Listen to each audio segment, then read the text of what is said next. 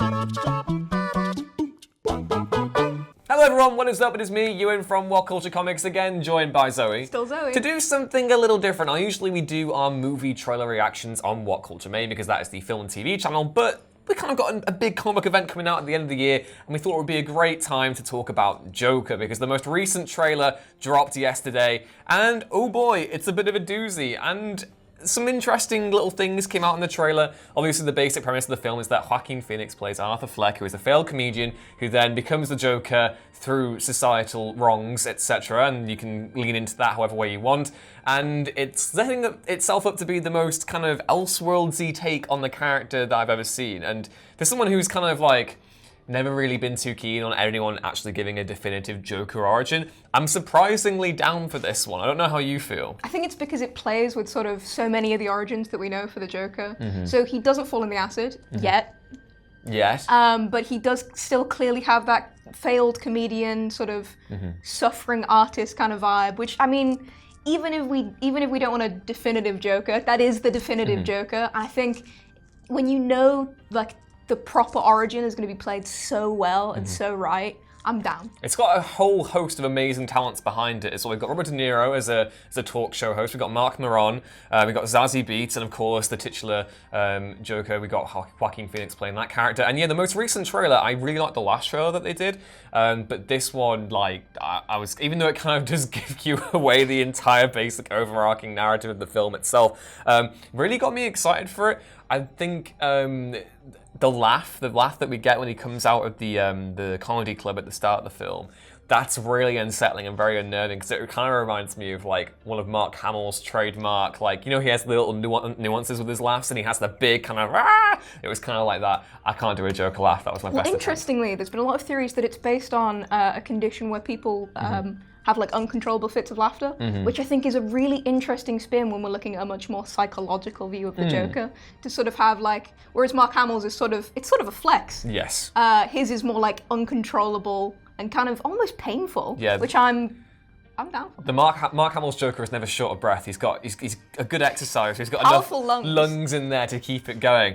But yeah, this trailer basically walks us through the overarching narrative. We see Arthur on the bus trying to entertain a small child, and then the mother turns around and basically chastises him for quote-unquote bothering the kid, which is a bit mean. And then we see him go to what is basically Arkham Asylum. I think it's already confirmed that it is Arkham Asylum. And he's basically going there because he's acknowledging his own mental illness, and he's going there to actually receive treatment. And now this is where I find the film could be particularly interesting because I know there's been a lot of anxiety over whether, you know, people are going to latch onto the film in certain respects, and, you know, kind of going the whole route where it's like, what if the Joker is evil, but what if the society was evil? And I'm not really down for that, and I definitely could see the dangers of it happening.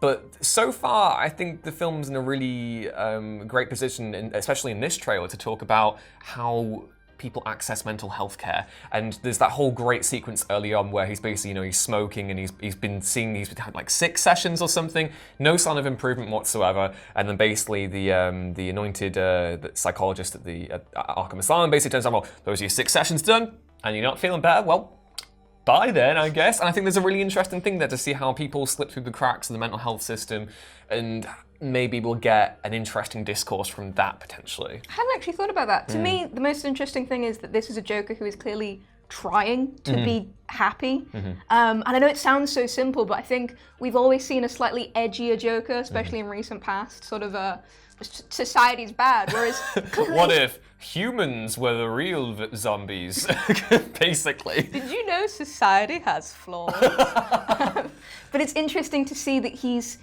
madness in this one and his suffering clearly comes from him wanting to feel good and be happy. And I think, without getting too into it, it's something that we can all connect with a little bit, even though we know we're not all going to become clowns. Definitely not going to put on clown makeup, and because clowns are scary. And that bagel van that comes around and terrorizes us every weekday at 11 is a testament to that. But we also kind of see more of Arthur Fleck's, you know, relationship with his mother, who looks like she's hospitalized, and his you know, his own desire to be a comedian. And there's a specific bit in the trailer where he's kind of at her bedside and he sees himself come on TV onto Robert De Niro's big talk show.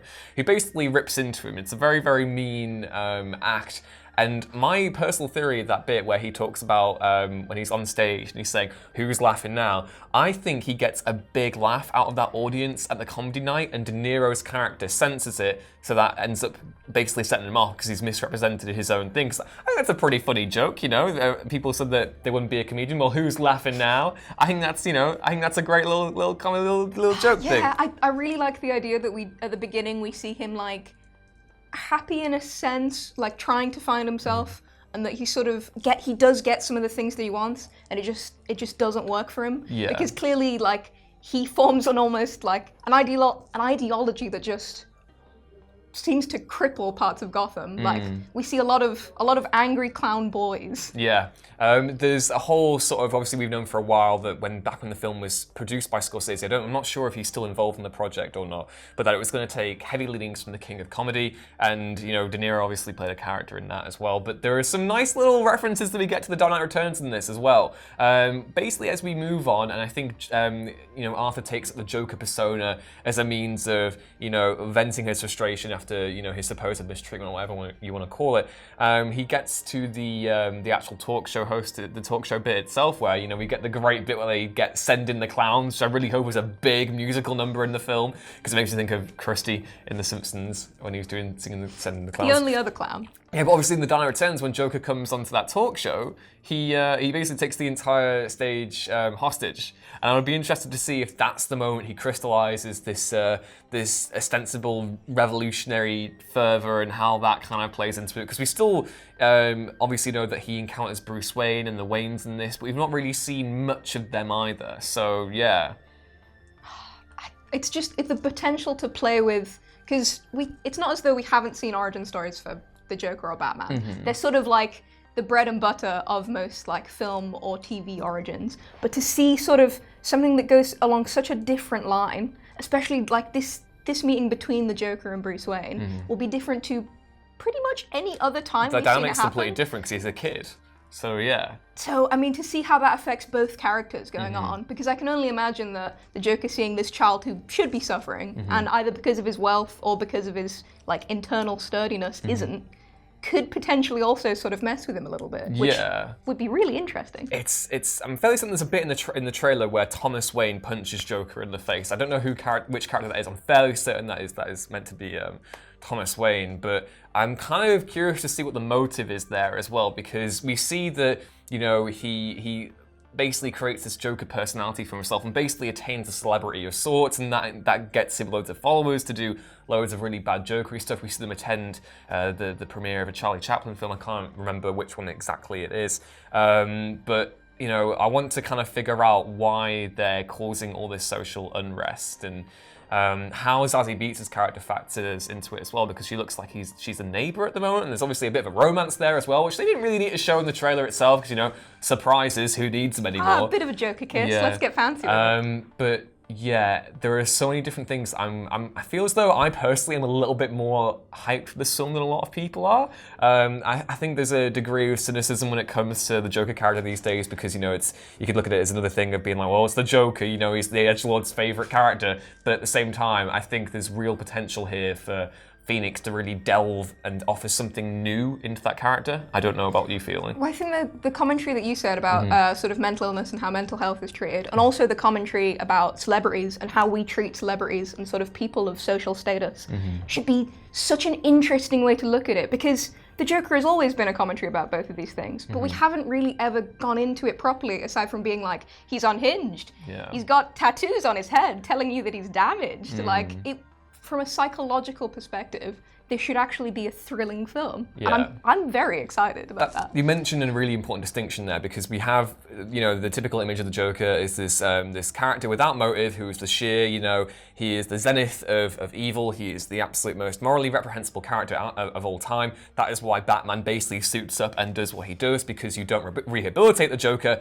you just beat the snot out of him so he can't murder hundreds and hundreds of people. And I'm down for both interpretations. I think there's definitely space for the Joker as, you know, evil incarnate. But at the same time, I'm kind of really interested to see if we see the Joker actually making a conscious effort to, you know, address his own, his own mental troubles. And maybe if the film takes on the fact that in real life accessing mental health care is very, very difficult and often at times inadequate, I find that really, really fascinating too. But yeah, it kind of reminds me a little bit of Batman White Knight, where we see the Joker trying to basically, quote unquote, get cured of his mental illness, and then basically goes and, has the whole decline over the course of that comic. But I'm interested to see how they actually handle it here.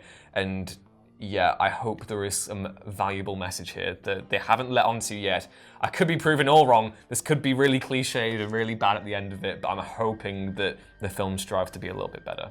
High hopes, if nothing else. Yeah. High hopes. But yeah, let us know what you thought of the final Joker trailer down in the comments below. Are you excited for the film, or are you a little teeny weeny little bit nervous about the fact that we're getting a definitive version of the character's origin? I'm really curious to hear your thoughts, because I feel as though every time I ask someone else, they have something different to say. But yeah, once you've done that, please be sure to like, share, and subscribe, and head back on over to whatculture.com/comics. We'll have some more Jokery content for you in the weeks to come. As always, I've been Ewan. Catch me on Twitter at EwanRuinsThings, and I've been joined, as always, by Zoe Miskelly. And if you want to talk to me about the Joker, you can find me at Zemascal. We'll see you next time. Bye. Bye. Gives you best Joker laugh.